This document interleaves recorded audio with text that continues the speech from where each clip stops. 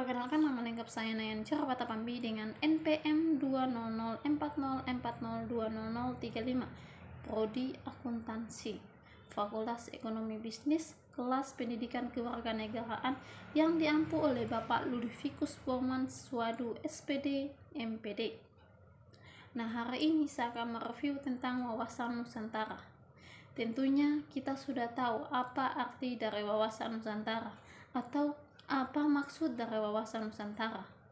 Nah, wawasan Nusantara merupakan cara pandang bagi bangsa Indonesia terhadap rakyat, bangsa, wilayah negara kesatuan Republik Indonesia atau NKRI yang meliputi darat, lautan, dan udara di atasnya sebagai satu kesatuan politik, ekonomi, sosial, budaya, dan pertahanan keamanan bangsa Indonesia. Wawasan berarti pula cara pandang, cara melihat. Adanya pandangan mengenai wawasan Nusantara tentu bukan tanpa maksud dan tujuan. Nah, perlu kita untuk mengetahui dan memahami apa saja tujuan dan maksud dari wawasan Nusantara. Nah, tujuan dari wawasan Nusantara adalah dalam pembukaan Undang-Undang Dasar tahun 1945 dijelaskan tujuan kemerdekaan Indonesia ialah untuk melindungi segenap bangsa Indonesia dan seluruh tumpah darah Indonesia, serta mewujudkan kesejahteraan umum, mencerdaskan kehidupan bangsa, dan ikut melaksanakan ketertiban dunia yang berdasarkan kemerdekaan, perdamaian abadi, dan keadilan sosial. Nah, fungsi dari wawasan Nusantara adalah sebagai pedoman, motivasi, tindakan atau dorongan, dan rambu-rambu dalam memastikan kebijakan, ketentuan, tindakan, serta perbuatan bagi bangsa Indonesia dalam bernegara. Wawasan Nusantara dapat ditelusuri secara terminologi. Terminologi artinya istilah dan penggunaannya. Beberapa pengertian terminologi menurut para ahli atau tokoh dan lembaga mengenai istilah tersebut. Tokoh atau lembaga. Yang pertama ada Hasnan Habib. Menurut Hasnan Habib, wawasan Nusantara ialah kebulatan wilayah, termasuk satu kesatuan bangsa, satu tujuan dan tekad perjuangan, satu kesatuan hukum, satu kesatuan sosial, satu kesatuan politik, dan satu kesatuan hankam.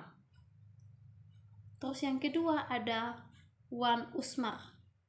Menurut Wan Usmar, wawasan Nusantara merupakan cara pandang bangsa Indonesia mengenai diri dan tanah airnya sebagai negara kepulauan yang semua aspek kehidupan yang beragam.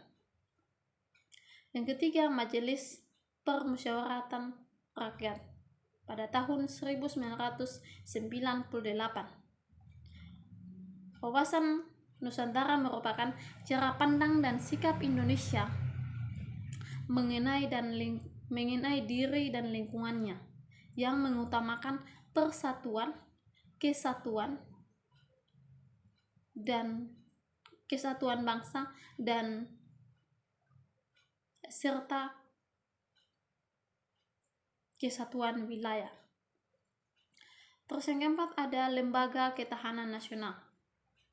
Wawasan Nusantara merupakan cara pandang bagi bangsa Indonesia mengenai diri dan lingkungannya yang semua serba beragam dan bernilai strategis.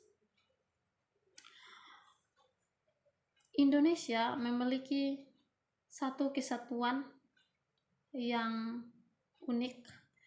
Yang pertama, bercirikan kemerdekaan, bercirikan negara kepulauan dengan jumlah 17 pulau. Terletak di antara benua dan dua samudra posisi silang. 3. Terletak pada garis khatulistiwa. 4. Berada pada iklim tropis dengan 2 musim. Menjadi pertemuan 2 jalur pegunungan, yaitu Mediterania dan Sirkum Pasifik. Wilayah yang subur dan habitable dapat dihuni, kaya akan flora, fauna, dan sumber daya alam. Sekian dulu review kita hari ini. Semoga bermanfaat. Jangan lupa like, komen, share, subscribe ya. Saya ucapkan terima kasih.